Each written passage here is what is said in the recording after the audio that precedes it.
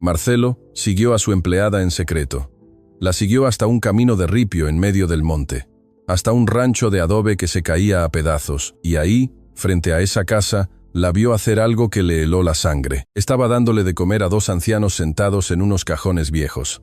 2 personas que el mundo había olvidado, 2 personas que él debió haber reconocido de inmediato, pero no reconoció. Y cuando por fin entendió quiénes eran, lo que sintió no fue tristeza, fue terror, porque esos 2 ancianos iban a destruir todo lo que él creía sobre su propia vida, sobre su familia y sobre las personas en las que más confiaba. Esta historia les va a doler, pero también les va a recordar algo que muchos preferimos olvidar. Si quieren saber quiénes eran esos 2 ancianos, y por qué la vida de ese hombre cambió para siempre en un camino de ripio en medio de la nada, quédense hasta el final. Déjenme su ciudad en los comentarios para saber de dónde nos escuchan. Regálenme un like si la historia los atrapa y suscríbanse si aún no lo han hecho. Ahora sí, vamos al principio. Vamos a conocer a Marcelo Pereira.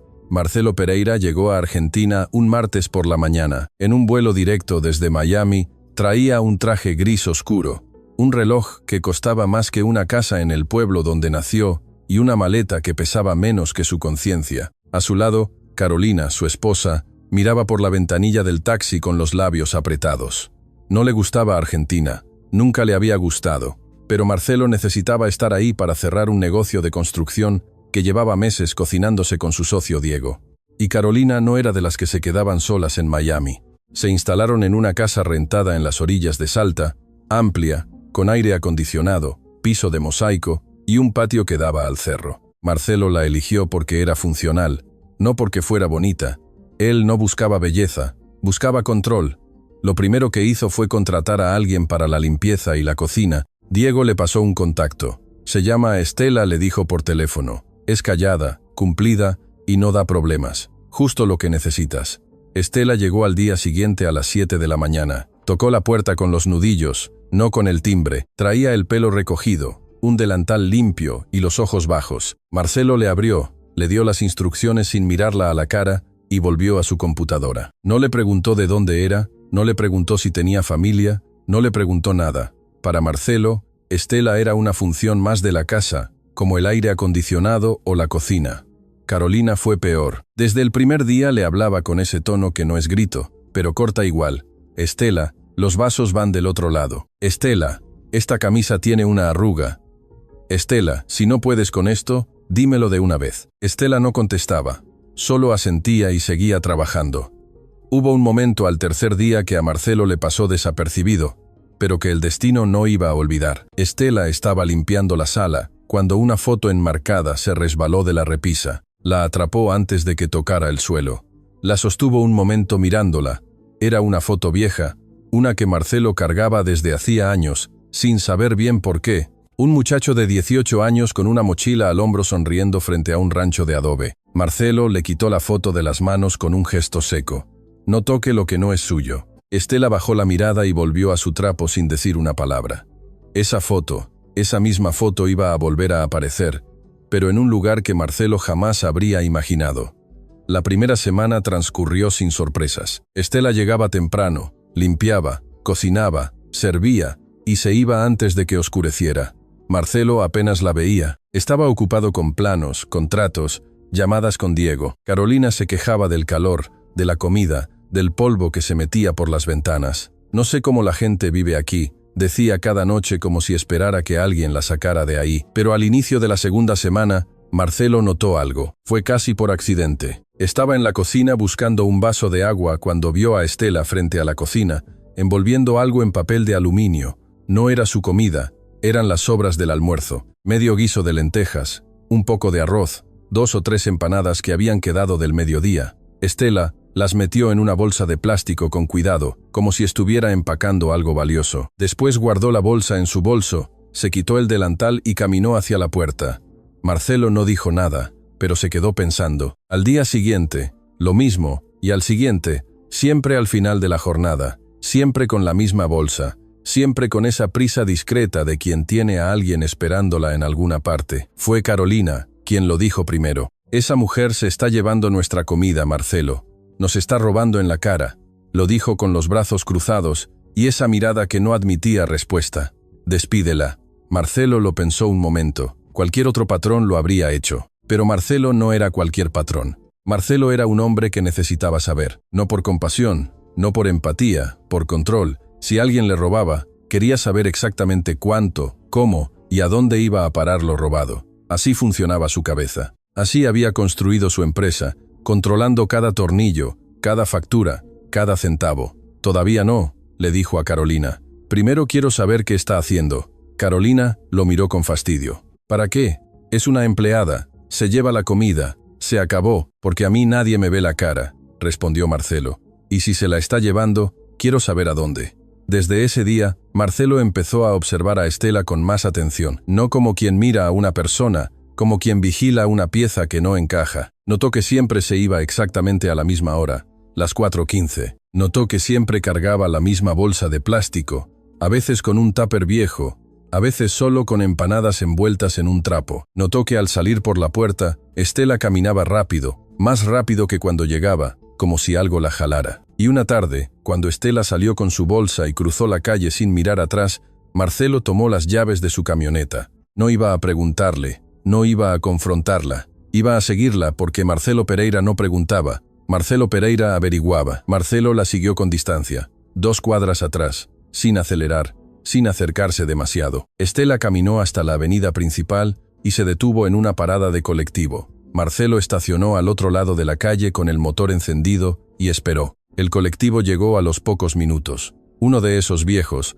con el número pintado a mano y las ventanillas abiertas porque el aire acondicionado había dejado de funcionar. Estela subió sin voltear. Marcelo esperó a que el colectivo arrancara y lo siguió. Atravesaron Salta de este a oeste. Pasaron por barrios que Marcelo no conocía, por calles que se iban haciendo más angostas, más polvorientas, con menos veredas y más perros sueltos. El colectivo fue dejando gente en cada esquina. Estela no se bajó hasta que el colectivo llegó a un cruce donde la carretera pavimentada se acababa y empezaba un camino de ripio que se perdía entre los cerros. Estela bajó. Marcelo la vio desde la camioneta a unos 100 m. Ella no miró hacia atrás.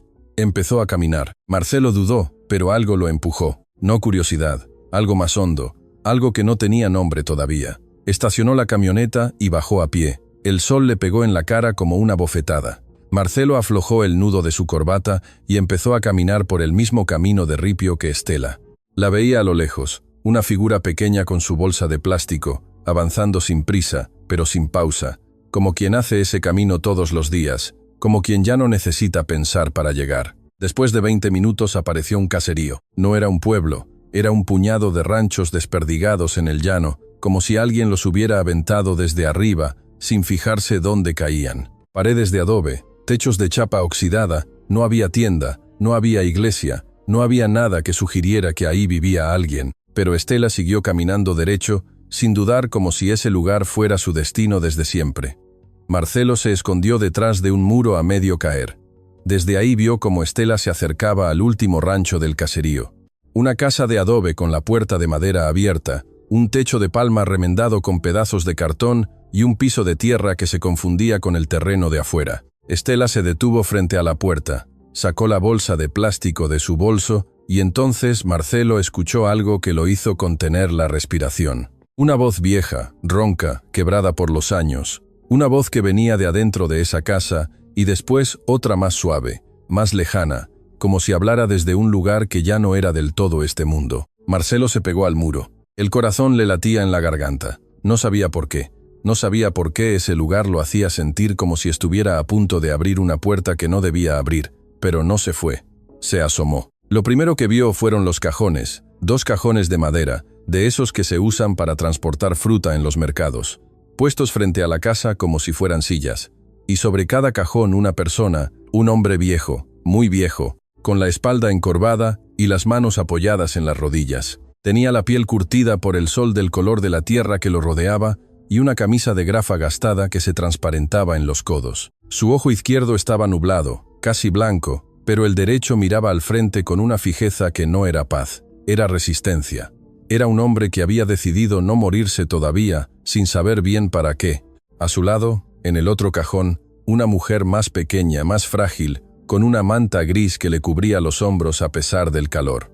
Tenía las manos en el regazo, quietas, como pájaros que ya no vuelan, y los ojos perdidos en algún punto del horizonte, como si estuviera viendo algo que los demás no podían ver. De vez en cuando movía los labios, murmurando algo, una canción o tal vez un nombre. Estela se puso frente a ellos de espaldas a Marcelo, sin saber que él estaba ahí, a menos de 15 metros, pegado a ese muro con el corazón desbocado. «Ya llegué, don Antonio», dijo Estela con una voz que Marcelo nunca le había escuchado. Suave, tierna, la voz de alguien que cuida. «¿Cómo amaneció, doña Elena?».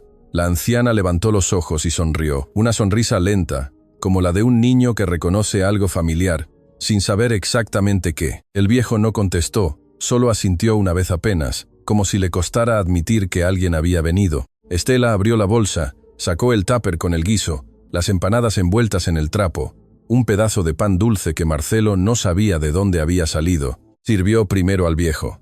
Le puso el plato en las manos con cuidado, como quien le entrega algo sagrado a alguien que ya no espera nada. El viejo miró el plato, no dijo gracias, pero empezó a comer despacio, con la dignidad de quien come poco, pero no acepta lástima. Después, Estela se acercó a la anciana, le quitó la manta con suavidad, le limpió el rostro con un trapo húmedo que traía en el bolso, le acomodó el pelo detrás de las orejas. La vieja se dejó hacer mansa, como si ese ritual fuera lo único que le daba forma a sus días. Estela le partió una empanada en pedacitos y se la fue dando en la boca con paciencia, con una paciencia que no se aprende, se nace con ella o no se tiene. Marcelo observaba desde el muro y algo le pasó que no podía explicar con la lógica fría que gobernaba cada decisión de su vida. Las manos del viejo, esas manos grandes, oscuras, con los nudillos anchos y los dedos gruesos, Marcelo había visto esas manos antes, en algún lugar, en algún tiempo, y la mujer, esa forma de ladear la cabeza cuando sonreía,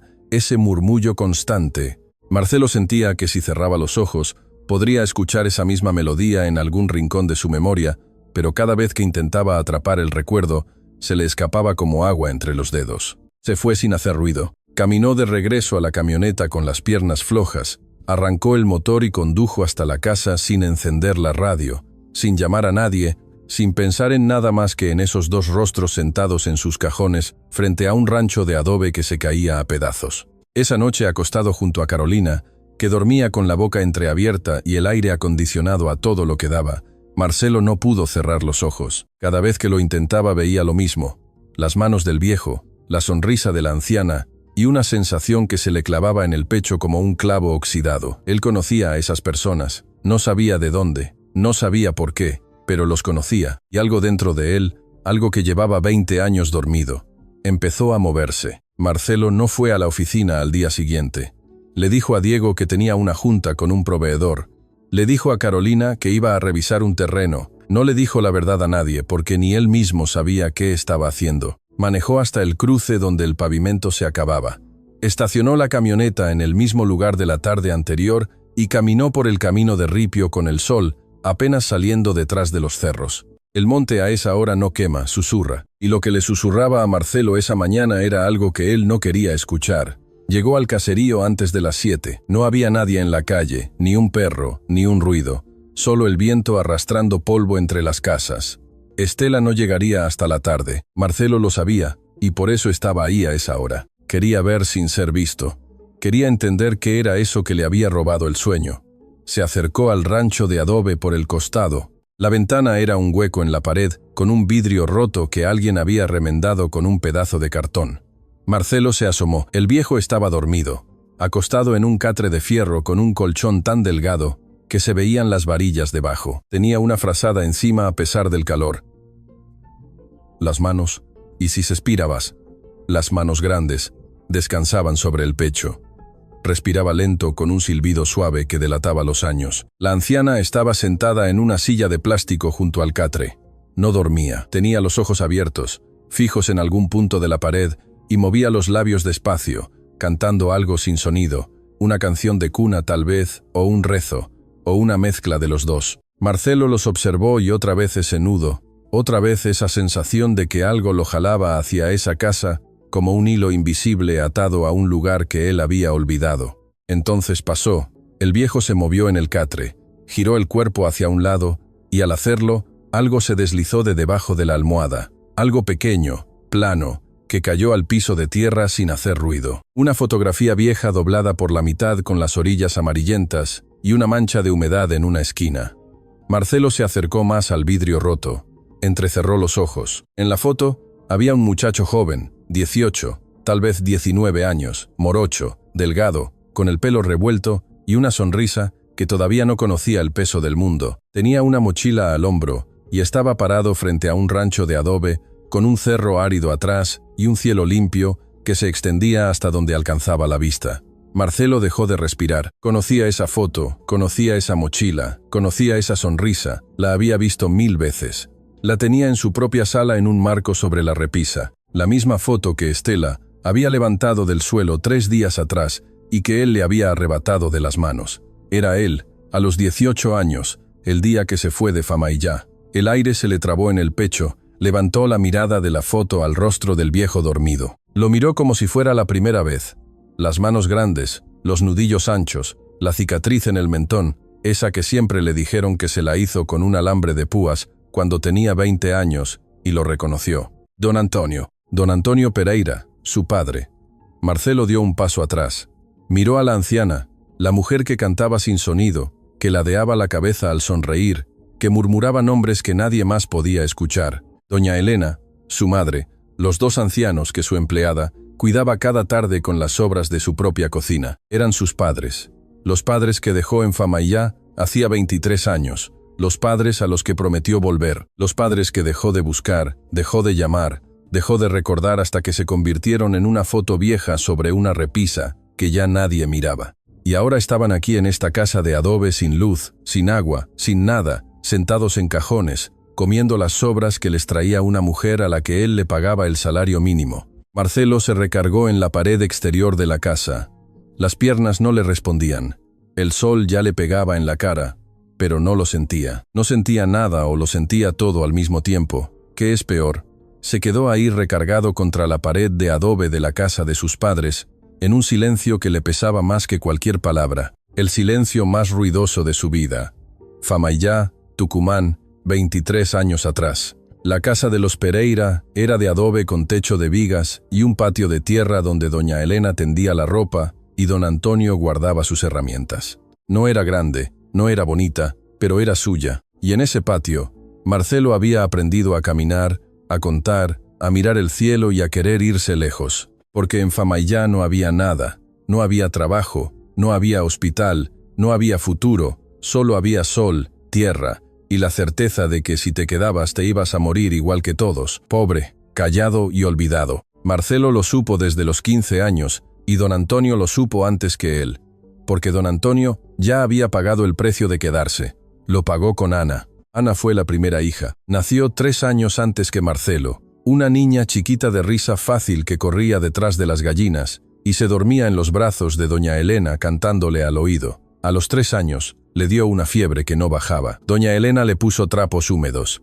Don Antonio fue al pueblo por medicina, pero en el pueblo no había doctor. El doctor más cercano estaba en la ciudad, y don Antonio no tenía para el pasaje. Ana murió un martes por la noche. Doña Elena no volvió a ser la misma, y don Antonio cargó esa muerte sobre los hombros como una piedra que nunca se quitó. Cuando Marcelo cumplió 22 y dijo que quería irse al norte, don Antonio no lo detuvo. No podía porque cada vez que miraba a su hijo, veía la sombra de Ana y pensaba, a este no me lo va a matar este pueblo. Vete, le dijo una mañana de espaldas, fingiendo que afilaba un cuchillo. Las manos le temblaban. Vete y no mires para atrás. Aquí no hay nada para ti. Aquí murió tu hermana porque yo no tenía ni para un doctor. No quiero que tú vivas lo que yo viví.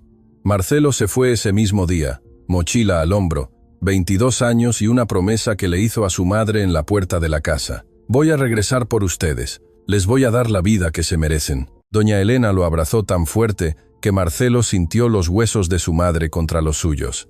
Don Antonio no se acercó, se quedó de espaldas con el cuchillo en la mano mirando el cerro, pero cuando Marcelo ya iba por el camino de ripio, don Antonio volteó y lo miró irse hasta que se perdió en la distancia.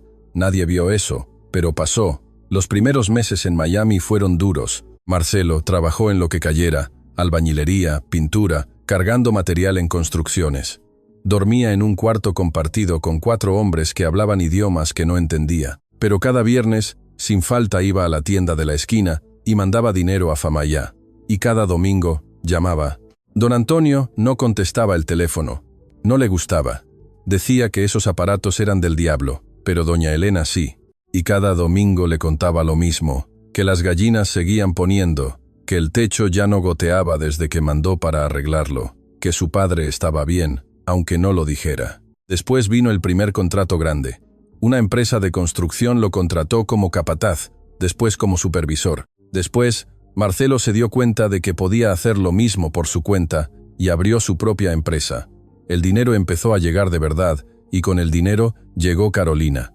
Carolina era hija de argentinos que habían emigrado de Catamarca hacía 30 años y nunca volvieron. Creció en Texas, sin hablar español bien, sin conocer el pueblo de sus padres, sin extrañar lo que nunca tuvo. Para ella, Argentina era un recuerdo ajeno. Y cuando Marcelo le contaba de Famayá, del rancho de adobe, del patio de tierra, ella lo miraba con la misma cara con la que se mira un mueble viejo, con respeto tal vez, pero sin ninguna intención de quedárselo. Las llamadas se fueron espaciando. Primero cada 15 días, después una vez al mes, después solo en Navidad y un día, sin que Marcelo pudiera decir exactamente cuándo, dejó de llamar. No hubo un momento, no hubo una decisión, hubo un silencio que fue creciendo como la maleza, despacio, sin que nadie lo notara, hasta que cubrió todo. Cuando se dio cuenta, ya habían pasado 5 años. 5 años sin una llamada, 5 años sin mandar dinero, 5 años sin preguntar si sus padres seguían vivos. Y la vergüenza, que al principio era chiquita, se fue haciendo tan grande que ya no cabía en una llamada, ni en un mensaje, ni en un vuelo de regreso. Marcelo se convenció de que estaban bien, de que alguien los cuidaba, de que no lo necesitaban. Se convenció porque necesitaba convencerse, porque la alternativa, admitir que los había abandonado, era un espejo en el que no podía mirarse. Y así pasaron no 5, sino 23 años. 23 años de silencio. 23 años de una foto en la repisa que ya nadie miraba. 23 años de una promesa que se hizo en una puerta de adobe y que el viento del monte se llevó sin que nadie la reclamara. Hasta ahora, hasta esta mañana, recargado contra la pared de adobe de una casa que no conocía, con el sol del monte pegándole en la cara y el peso de 23 años cayéndole encima como un techo que se derrumba, Marcelo Pereira había encontrado a sus padres. Pero la pregunta que le quemaba el pecho no era dónde habían estado ellos, era dónde había estado él. Marcelo llegó a la casa como un fantasma. Se sentó en la orilla de la cama sin quitarse los zapatos, sin aflojarse la corbata, sin moverse. Carolina lo encontró así cuando salió de bañarse. «¿Qué te pasa?». Marcelo tardó en contestar. Cuando lo hizo, la voz le salió ronca, como si las palabras le rasparan la garganta al salir. «Encontré a mis padres». Carolina se quedó quieta con la toalla en las manos. «¿Qué? Mis padres, Carolina, están aquí en un pueblo a 40 minutos de aquí. Viven en un rancho de adobe sin luz, sin agua. Estela les lleva de comer cada tarde las sobras de nuestra cocina». Silencio. Carolina procesó la información con la misma cara que ponía cuando un proveedor le daba malas cifras, fría calculando. Y Marcelo la miró. «¿Cómo que? Eso ya no es tu problema. Marcelo, los dejaste hace 20 años. Si fuera tan importante, hubieras regresado antes». Se sentó frente al espejo y empezó a cepillarse el pelo como si la conversación ya hubiera terminado. «Son mis padres y los míos siguen en Catamarca», dijo Carolina sin voltearlo a ver, «en un pueblo igual de pobre que el tuyo. Y ¿sabes qué? Yo tampoco volví, ni mis papás volvieron por los suyos. Así es la vida cuando uno sale adelante, Marcelo, se deja lo que se tiene que dejar». La frase cayó como una piedra en agua quieta. Marcelo la miró, y por primera vez en 15 años de matrimonio, vio a Carolina con claridad. No era mala, no era cruel, era un espejo. Ella había crecido en una casa donde abandonar a la familia era normal, donde cortar las raíces era el precio del progreso, donde mirar atrás era de débiles. Y Marcelo se había casado con ella precisamente por eso, porque Carolina nunca le iba a pedir que volviera, nunca le iba a recordar lo que dejó, nunca le iba a preguntar por don Antonio y doña Elena. La eligió porque era cómoda, y ahora esa comodidad le daba asco. «No voy a dejarlo así», dijo Marcelo. Carolina dejó el cepillo, lo miró por el espejo. «Haz lo que quieras, pero a mí no me metas en eso». Marcelo salió de la habitación y supo, aunque todavía no lo quería admitir, que estaba solo en esto, que el camino de regreso a esa casa de adobe Era un camino que iba a tener que recorrer sin nadie al lado. Al día siguiente, esperó a Estela en la cocina. Ella llegó a las 7 como siempre, con su delantal y sus ojos bajos. Pero esta vez Marcelo le habló diferente. No le dio instrucciones, le ofreció una silla. Estela lo miró con desconfianza. En su experiencia, cuando un patrón te ofrece una silla, lo que viene después no es bueno. Siéntese, Estela. Necesito preguntarle algo. Ella se sentó en la orilla de la silla con las manos en el regazo, lista para levantarse en cualquier momento. Los ancianos, dijo Marcelo. Los que usted visita cada tarde. ¿Quiénes son? Estela no contestó de inmediato. Lo miró fijamente buscando la trampa. ¿Me siguió? Sí. Otro silencio. Estela bajó la mirada. Cuando la levantó, sus ojos ya no eran los de una empleada frente a su patrón. Eran los de una mujer que protege algo. Los encontré hace 2 años, dijo. En el mercado de Famaillá, una señora me pidió que les llevara comida a unos viejitos que se quedaron solos en el llano. Nadie los visita, me dijo. Nadie los pela. Yo fui pensando que iba a dejar la comida y me iba a regresar. Pero cuando llegué, hizo una pausa. Se miró las manos. La casa estaba cayéndose. No tenían luz, no tenían agua. Estaban comiendo tortillas secas con sal. El señor me vio llegar y me dijo que no necesitaba lástima de nadie que me fuera. Pero la señora Estela tragó saliva. La señora me agarró la mano y no me soltó. Me miró con unos ojos que yo conocía, los ojos de alguien que lleva mucho tiempo esperando a que alguien llegue. Marcelo escuchaba con las manos apretadas debajo de la mesa. Desde ese día fui todos los días con lo que pudiera. A veces con sobras, a veces con frijoles de mi propia olla. El señor nunca me dio las gracias, pero dejó de pedirme que me fuera. A veces llevo a Sofía conmigo. En el caserío vive una señora, Doña Rosa, unas casas más allá. Ella me la cuida mientras yo estoy con los viejitos. Estela se detuvo y entonces dijo algo que Marcelo no esperaba. Hubo un tiempo en que casi dejó de ir. Lo dijo bajito, como si le diera vergüenza. Hace unos meses el dinero no me alcanzaba. Sofía necesitaba zapatos para la escuela y yo estaba gastando en 2 casas. Pensé, no puedo más. No son mi responsabilidad. Tengo una hija que alimentar. Y esa semana no fui un día ni 2. Al tercero, fui solo para avisarles que ya no iba a poder seguir viniendo. Estela levantó la cara. Tenía los ojos húmedos. Pero cuando llegué, doña Elena me vio desde la puerta y me dijo, «Ana, pensé que ya no ibas a venir». Me agarró las 2 manos y se puso a llorar. No sé quién es Ana, pero la señora me miraba como si yo fuera lo único que le quedaba en el mundo. Hizo una pausa larga. No pude irme. ¿Cómo me iba a ir? Marcelo no se movió, no podía. Cada palabra de Estela era un martillazo en un muro que él había construido durante 23 años. La mujer a la que él le pagaba el mínimo estaba haciendo lo que él no hizo, con menos dinero, con menos tiempo, con más razones para no hacerlo. ¿Sabe algo del hijo?, preguntó Marcelo con la voz más firme que pudo. Estela negó con la cabeza. El señor no deja que hablen de él. Una vez le pregunté a doña Elena si tenían familia y ella empezó a decir un nombre, pero el señor la cortó. Dijo, «Ese hombre ya no existe». Y no volvió a tocar el tema. «Ese hombre ya no existe». Marcelo asintió despacio, se levantó, le agradeció a Estela y salió de la cocina sin decirle quién era, sin decirle que ese hombre que ya no existía estaba parado frente a ella con un traje que costaba más que todo lo que Estela ganaba en un año y que no había hecho ni la mitad de lo que ella hacía cada tarde con una bolsa de plástico y un tupper viejo. No se lo dijo, porque decirlo en voz alta era admitirlo. Y Marcelo todavía no estaba listo para eso, pero el muro ya tenía grietas, y las grietas una vez que empiezan, no se detienen. Marcelo fue al rancho de adobe al día siguiente. Esta vez no se escondió, esta vez caminó derecho hasta la puerta, con el pecho apretado y las manos sudando, como si tuviera 15 años, y estuviera a punto de hacer algo que no tenía vuelta atrás. La puerta estaba abierta. Siempre estaba abierta en un lugar donde no hay nada que robar. Las puertas no se cierran. Adentro, doña Elena estaba sentada en la silla de plástico, descascarando un choclo con las manos lentas. Los granos caían en un plato de chapa esmaltada despostillado. No levantó la vista cuando escuchó los pasos. Siguió descascarando, como si el mundo entero pudiera entrar por esa puerta, y ella no se iba a enterar. Marcelo se detuvo a 2 metros de ella. La miró de verdad. No como la había mirado desde la ventana. De cerca, su madre era otra persona, más chica, más frágil, con el pelo blanco y ralo, las manos llenas de manchas oscuras, y unos ojos que miraban sin enfocar, como si estuvieran buscando algo que se les perdió hace mucho tiempo. «Mamá», dijo Marcelo. La palabra le salió rota. Doña Elena levantó la vista, lo miró y sonrió. Una sonrisa dulce, la sonrisa de alguien que ve una cara amable, pero no sabe a quién pertenece. «¿Eres tú, Ana?», dijo con una voz suave, casi infantil. «Qué bueno que viniste, mi hija. Siéntate. Ahorita te hago un mate». Marcelo sintió que el piso se abría debajo de él. No lo reconoció. Su propia madre lo estaba mirando a la cara y no lo reconocía. «Mamá, soy yo. Soy Marcelo, tu hijo». Doña Elena ladeó la cabeza. La sonrisa se fue.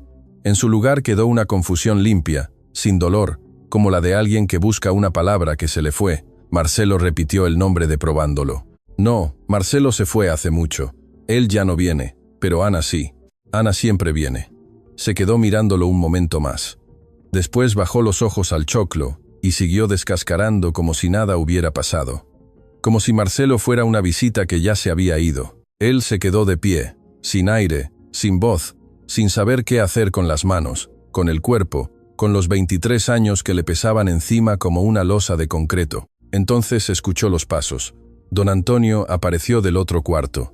Caminaba con dificultad, apoyándose en la pared con una mano. Tenía el ojo izquierdo nublado, pero el derecho estaba vivo, encendido, con una luz que no era alegría, era reconocimiento. El viejo no necesitó 2 segundos, lo supo de inmediato.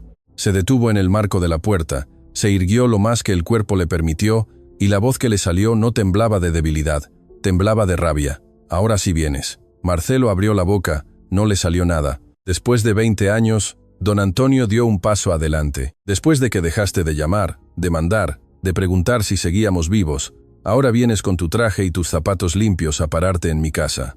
Papá, yo aquí no tienes nada». La voz se le quebró, pero la sostuvo. «Aquí no hay nada tuyo, ni esta casa, ni esa silla, ni esa mujer que ya ni sabe quién eres. Te fuiste, Marcelo, te fuiste, y no volviste, y ahora no vengas a buscar lo que tiraste». Don Antonio lo miró con los ojos rojos, no de llanto, de algo más viejo que el llanto. Después dio media vuelta y desapareció por donde había venido. Se escuchó el rechinido del catre cuando se sentó, y después, nada. Doña Elena seguía descascarando el choclo, tarareaba algo. No había registrado nada de lo que acababa de pasar. Marcelo salió de la casa, caminó 3 pasos, se recargó contra la pared de adobe y se deslizó hasta quedar sentado en el suelo. No lloró, otra vez no lloró, pero algo peor que el llanto le llenó el cuerpo, un vacío tan grande que no le cabía adentro. La madre no lo reconoció. El padre lo reconoció y lo rechazó, y él estaba sentado en la tierra con un traje de $3 manchado de polvo frente a una casa que se caía a pedazos, y supo que no había cantidad de dinero en el mundo que pudiera reparar lo que él había roto. Los días que siguieron fueron de insomnio y preguntas sin respuesta. Marcelo iba a la oficina, firmaba papeles, contestaba llamadas, pero su cabeza estaba en otra parte. Estaba en ese rancho de adobe, en la sonrisa vacía de su madre, en la espalda de su padre alejándose. Necesitaba entender no solo el dolor, eso ya lo entendía. Necesitaba entender cómo habían llegado ahí. La última vez que mandó dinero hace más de 15 años, sus padres todavía estaban en Famaillá, en la casa de adobe con el patio de tierra. ¿Qué había pasado? ¿Cómo terminaron en un caserío sin nombre en una casa de adobe que no era de ellos? Una mañana fue a Famaillá, manejó hasta el pueblo donde nació, buscando la casa de adobe donde creció. Pero cuando llegó a la calle que recordaba, la casa ya no estaba. En su lugar había una barda nueva y un letrero de propiedad privada. Marcelo se bajó de la camioneta y le preguntó a una vecina que barría la vereda: «¿Qué pasó con los Pereira?». La mujer lo miró como se mira a un fantasma. «Los Pereira. Los desalojaron hace años, señor. No pudieron pagar los impuestos inmobiliarios y les embargaron la propiedad. El rancho de Famaillá, el rancho donde nació, el rancho donde enterraron a Ana en el patio de atrás, ya no pertenecía a los Pereira. Hacía 8 años que la habían perdido, pero no fue eso lo que le heló la sangre.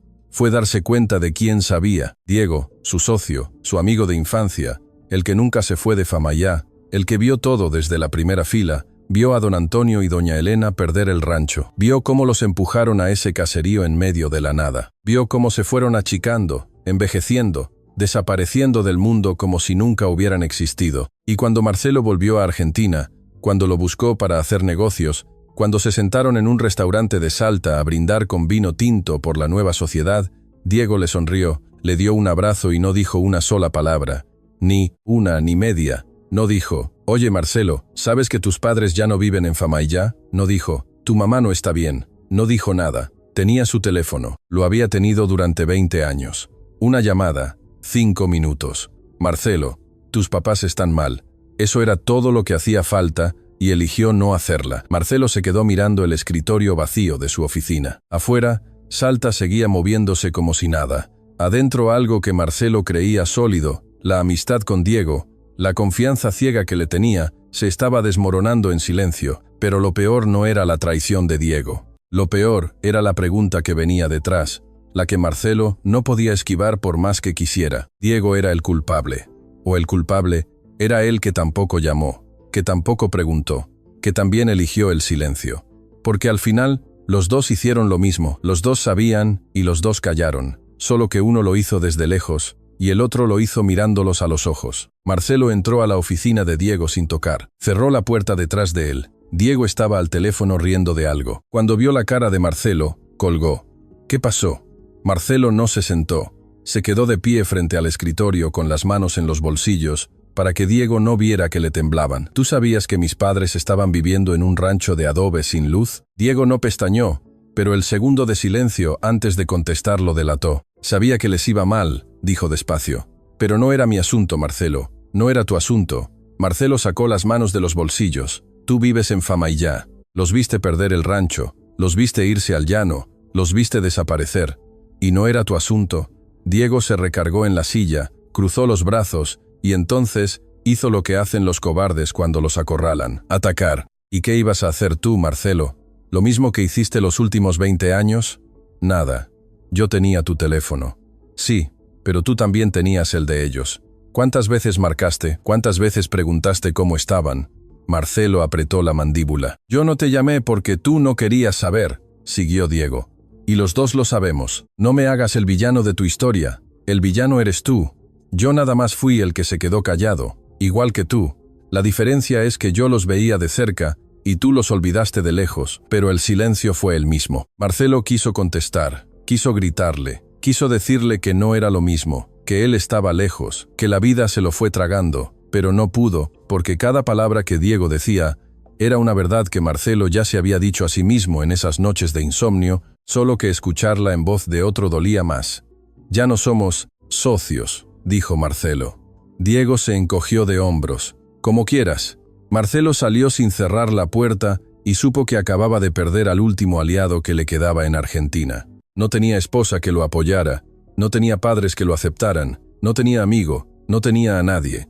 Esa misma noche, sin saber bien por qué, manejó hasta el caserío. No entró, estacionó la camioneta lejos y caminó hasta el rancho de adobe en la oscuridad. La luna estaba alta y el monte se veía plateado, como si alguien le hubiera echado ceniza al mundo. Se acercó a la ventana, adentro, una vela encendida. Don Antonio estaba sentado en el catre. Doña Elena estaba acostada con los ojos cerrados. El viejo le hablaba. Ese muchacho vino, vieja. La voz de don Antonio era otra de noche. No era la voz dura del hombre que lo había corrido. Era más baja, más cansada, la voz de un hombre que habla con la única persona que le queda. Vino con su traje y sus zapatos de ciudad. Pero ya es tarde, ya es muy tarde. Doña Elena murmuró algo que no se entendía. Tal vez un nombre, tal vez nada. Ya es tarde, repitió don Antonio y se quedó mirando la vela como si le estuviera hablando al fuego. Marcelo del otro lado de la pared cerró los ojos. La frase le entró por los oídos y se le clavó en el pecho como un alambre. Ya es tarde. Su propio padre, el hombre que lo empujó a irse, el hombre que le dijo, vete y no mires para atrás. Ahora decía que era tarde, que ya no había tiempo, que lo que se rompió, se rompió. Se alejó de la ventana sin hacer ruido, caminó de regreso a la camioneta, se subió y se quedó ahí con el motor apagado, mirando la nada. El monte de noche es un lugar honesto. No hay nada que lo disfrace. No hay ruido que tape el silencio. No hay luz que esconda la oscuridad. Es lo que es. Y esa noche, sentado en su camioneta con las manos en el volante y los ojos clavados en el camino de ripio, Marcelo también era lo que era. Un hombre que había destruido lo más importante de su vida y no sabía si podía reconstruirlo. Pensó en Miami, en su oficina con vista al centro de la ciudad, en sus contratos, sus clientes, su cuenta de banco.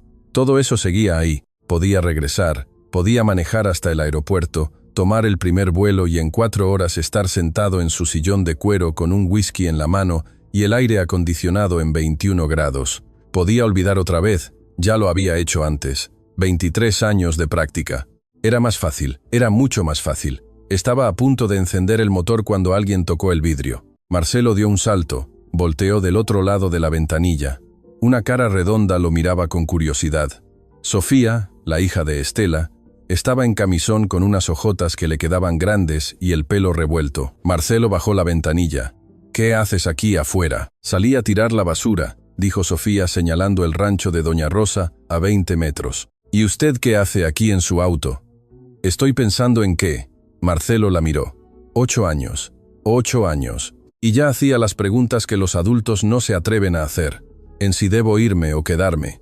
Sofía lo pensó un momento seria, como si la pregunta mereciera toda su atención. «Mi mamá también se pone triste a veces», dijo, «cuando no le alcanza el dinero, o cuando se acuerda de mi papá. Pero ella dice que cuidar a alguien es la única forma de no estar solo». Lo dijo así, simple, sin saber que esas palabras le estaban pegando a un hombre de 45 años más fuerte que cualquier contrato, cualquier grito, cualquier rechazo. «Buenas noches, señor», dijo Sofía y se fue caminando con sus ojotas grandes de vuelta a la casa tarareando algo. Marcelo se quedó quieto con las manos todavía en el volante, con los ojos fijos en el camino de ripio que se perdía en la oscuridad. Cuidar a alguien es la única forma de no estar solo. Encendió el motor, puso las luces, y en lugar de dar vuelta hacia la carretera, hacia el aeropuerto, hacia Miami, hacia la vida cómoda que lo estaba esperando con los brazos abiertos, giró el volante hacia el camino de ripio. No sabía si era tarde, no sabía si su padre tenía razón, pero sabía que irse otra vez era morirse en vida, y ya llevaba 23 años muerto. La encontró al día siguiente, a las 4:10 saliendo del rancho con su bolso y su bolsa de plástico. La misma rutina, el mismo camino, pero esta vez Marcelo la estaba esperando en la puerta. «Estela». Ella se detuvo. Lo miró con esa cautela que ya se le había vuelto costumbre cada vez que él le hablaba fuera de lo normal. «Necesito decirle algo, y necesito que me escuche antes de decir nada». Estela asintió. No se sentó. Se quedó de pie con la bolsa colgando de la mano como si estuviera lista para irse en cualquier momento. Marcelo respiró hondo y lo dijo. «Esos 2 ancianos que usted cuida cada tarde son mis padres». El silencio que siguió no fue un silencio normal. Fue de esos silencios que tienen peso, que ocupan espacio, que se te sientan en el pecho. Estela no se movió. Lo miró fijamente con los ojos muy abiertos, procesando cada palabra como si le estuvieran hablando en otro idioma. ¿Qué dijo? «Don Antonio y doña Elena son mis padres. Yo soy el hijo que se fue, el que ya no existe». Estela soltó la bolsa, le cayó en los pies y no se agachó a recogerla. Marcelo vio como la cara de ella pasaba de la sorpresa a algo más oscuro, algo que él conocía bien porque lo había visto en el espejo todas las mañanas desde que descubrió la verdad. Rabia. «¿Usted los dejó así?» La voz de Estela ya no era suave, era filosa. «Usted es el hijo del que don Antonio no quiere ni oír el nombre, el que los dejó sin dinero, sin casa, sin una llamada en 20 años». Marcelo no contestó. No había nada que contestar. «Yo los encontré comiendo tortillas con sal», siguió Estela. «Tortillas con sal. 2 personas de más de 70 años. Y usted andaba en Miami con su traje y su camioneta y su esposa, que ni siquiera sabe dónde queda Famaillá». La rabia se le quebró en la garganta, los ojos se le llenaron, pero no lloró. Se quedó temblando con los puños apretados, mirándolo como se mira a alguien que le ha fallado a las personas que más quieres en el mundo. Y entonces, despacio, la rabia se fue transformando en otra cosa, no en perdón, en algo más complicado. «Doña Elena me llama Ana», dijo Estela en voz baja. «Cada vez que llego me dice, Ana, qué bueno que viniste. Yo nunca entendí por qué». Hizo una pausa. «Ahora entiendo». Otro silencio, este más largo, más triste. «¿Y ahora qué quiere hacer?», preguntó Estela. «Quiero intentar. Quiero estar ahí. Quiero». Marcelo no terminó la frase. No sabía cómo terminarla. Estela lo miró un largo rato. Lo estaba midiendo, no su dinero, no su posición. Lo estaba midiendo a él, a lo que quedaba de él. «Voy a ayudarlo», dijo al fin, pero con una condición. Marcelo la miró. «No les prometan nada que no vaya a cumplir. Ya tuvieron bastante de eso. Si va a entrar en esa casa es para quedarse, no para visitar, no para sentirse mejor con usted mismo y después irse otra vez para quedarse. ¿Me entiende? Marcelo asintió. Porque si les vuelve a fallar, dijo Estela recogiendo la bolsa del suelo, esta vez no va a ser doña Elena la que no lo reconozca. Voy a ser yo la que no le abra la puerta. Se dio la vuelta y caminó hacia la calle. Marcelo la vio alejarse y supo que acababa de hacer un pacto más serio que cualquier contrato que hubiera firmado en su vida. No llegó con flores, no llegó con discursos, no llegó con dinero, llegó con un martillo, una bolsa de clavos y 3 tablas que compró en una ferretería de carretera. Era temprano, Estela todavía no llegaba. Marcelo caminó hasta el rancho de adobe, dejó las cosas en el suelo y miró el techo. Tenía hoyos por todas partes, pedazos de cartón que alguien había puesto para tapar las goteras, chapas oxidadas que se movían con el viento. Se quitó el reloj, se remangó la camisa y empezó a trabajar. Don Antonio salió al escuchar los golpes del martillo. Se quedó de pie en la puerta con los brazos cruzados, mirando a su hijo subido en una escalera remendada, clavando tablas en el techo. No dijo nada, ni buenos días, ni qué haces aquí, ni vete. Se sentó en su cajón y se quedó mirando. Marcelo no le habló. Entendió, Estela le hizo entender que las palabras ya no servían, que las promesas estaban gastadas, que lo único que podía hacer era estar ahí con las manos. Ese día arregló el techo. Al siguiente volvió con más material y arregló la puerta que no cerraba bien desde hacía años. Al tercero trajo bidones de agua y comida, que no eran sobras, frijoles frescos, pollo, fruta, pan. Al cuarto limpió el patio.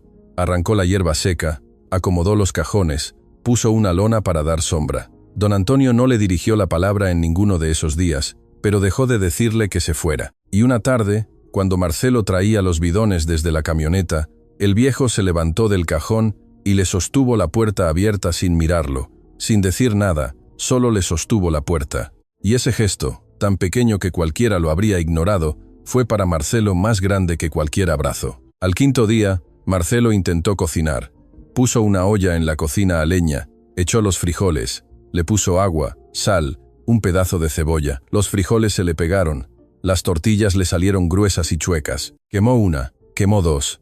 Estela llegó a media tarde y lo encontró parado frente a la cocina con los ojos llorosos, no de emoción, del humo, intentando despegar una tortilla del comal con los dedos. Así no, dijo Estela quitándole la espátula, pero sonrió. Por primera vez, desde que supo quién era él, sonrió. Don Antonio comió los frijoles pegados sin quejarse. No dijo que estaban buenos, pero se terminó el plato, y eso bastó.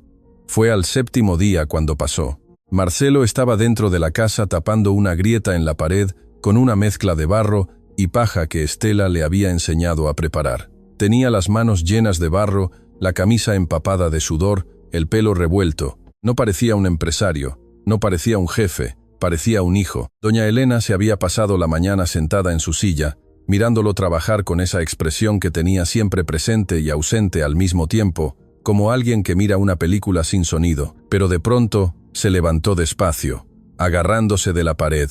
Caminó hasta donde estaba Marcelo. Él no la vio venir. Doña Elena le puso las 2 manos en la cara, las manos frías, arrugadas, con los dedos temblorosos. Marcelo se quedó inmóvil. Su madre lo miraba desde muy cerca, con unos ojos que por primera vez en días no estaban perdidos. Estaban aquí, completamente aquí. «Tienes las manos de tu padre», dijo doña Elena, bajito, como si fuera un secreto entre los dos. «Siempre las tuviste, mi hijo». «Mi hijo», le dijo mi hijo. Marcelo se desmoronó, las rodillas le fallaron, se agachó y su madre le sostuvo la cabeza contra su pecho, acariciándole el pelo con esas manos que un día lo habían arrullado y que ahora apenas podían sostenerse solas. Y Marcelo lloró. Por primera vez en 23 años lloró. No como lloran los hombres fuertes que se limpian rápido y miran para otro lado. Lloró como lloran los hijos que vuelven tarde con todo el cuerpo, con todo el aire, con todo lo que guardaron durante años y que ya no les cabe adentro. Don Antonio, desde su cajón vio todo. No se levantó, no se acercó, pero giró la cabeza hacia la pared para que nadie le viera la cara y con la mano que tenía libre se limpió algo del ojo. Rápido, como si no hubiera pasado, pero pasó. La llamada llegó un jueves por la noche. Marcelo estaba en el rancho de adobe, sentado en el piso, lijando una tabla que iba a usar para reforzar la ventana. Tenía las manos ásperas, las uñas negras de barro y la camisa que alguna vez fue blanca ya era del color del monte. Cuando vio el nombre en la pantalla, supo lo que venía. Marcelo. La voz de Carolina era firme, no enojada, firme. La voz de alguien que ya tomó una decisión y solo llama para informar. Es tu última oportunidad. Nos vamos, o me voy sola. Marcelo no contestó de inmediato. Se levantó, caminó hasta la puerta. Afuera, el sol se estaba metiendo detrás de los cerros y el cielo tenía ese color naranja que solo existe en el monte de Salta, como si alguien hubiera prendido fuego al horizonte. Estela venía por el camino de ripio con Sofía de la mano. La niña traía un dibujo que había hecho en la escuela y lo movía en el aire para que se secara. Don Antonio estaba sentado en su cajón como siempre, mirando el llano con su ojo bueno, y doña Elena estaba a su lado con la manta en los hombros tarareando esa canción que nadie más que ella conocía. Yo no me quedé en este país para terminar en un pueblo sin pavimento, dijo Carolina. Tengo una vida en Miami, Marcelo, una vida que construimos juntos. Si tú quieres tirarla a la basura por una culpa que debiste resolver hace 20 años, es tu problema, pero yo no me voy a quedar a verlo. Marcelo cerró los ojos, respiró el aire seco del monte y contestó: Vete, Carolina. Yo ya me fui una vez, no voy a hacerlo de nuevo. Silencio del otro lado, largo, pesado. Después la voz de Carolina más baja. Eso es todo, eso es todo. Carolina colgó. No hubo gritos, no hubo portazos. El matrimonio de Marcelo Pereira terminó con un clic y 3 segundos de silencio digital, 15 años de vida juntos, de cenas, de viajes, de una casa en un suburbio de Miami, con el pasto siempre cortado. Todo se acabó en una llamada de 2 minutos. Marcelo se sacó el anillo de bodas del dedo. La miró un momento, no con rabia, con una tristeza limpia como la de alguien que suelta algo que ya no le pertenece. Se la guardó en el bolsillo del pantalón. Tal vez la tiraría después, tal vez no, no importaba. La empresa en Miami seguía funcionando. Marcelo la manejaba por teléfono, delegando lo que podía, soltando lo que no. Ya no le importaba ser el que controlaba cada tornillo. Tenía dinero suficiente para vivir y para arreglar ese rancho de adobe. El resto podía esperar. Lo que importaba era que por primera vez en 23 años, Marcelo Pereira estaba exactamente donde tenía que estar y no se iba a mover. Pasaron las semanas, no los meses, las semanas, porque esta no es una historia donde todo se arregla con el tiempo. Es una historia donde todo empieza con una decisión y después hay que sostenerla cada día, cada mañana, cada vez que la vida te pregunta si estás seguro. Marcelo consiguió que le conectaran luz al rancho, un cable largo que venía desde el poste más cercano a 300m.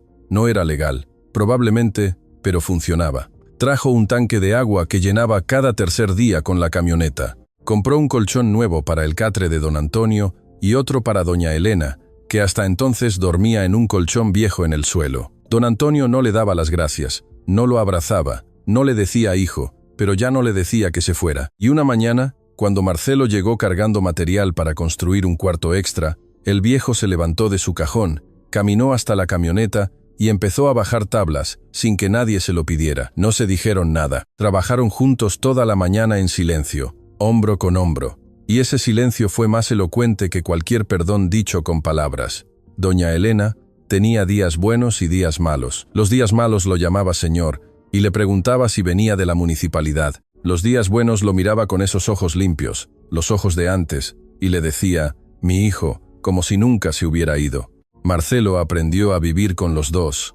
Aprendió que el amor de una madre con la memoria rota sigue siendo amor, solo que llega por partes cuando menos lo esperas. Y hay que estar ahí para recibirlo. Estela seguía viniendo cada tarde, pero ya no venía sola con su bolsa de sobras. Ahora llegaba con Sofía, que corría por el patio persiguiendo lagartijas, y con comida que ella y Marcelo cocinaban juntos en la cocina a leña. Marcelo nunca aprendió a hacer tortillas derechas o empanadas perfectas, pero aprendió a hacer el arroz sin que se pegara, y eso, según Estela, ya era un milagro. Una tarde, sin que nadie lo planeara, se sentaron todos a comer juntos. Marcelo puso unas tablas sobre 2 cajones frente al rancho. No era una mesa, era una idea de mesa. Estela trajo los platos. Sofía acomodó las servilletas, trozos de papel de estraza que ella doblaba como si fueran de tela.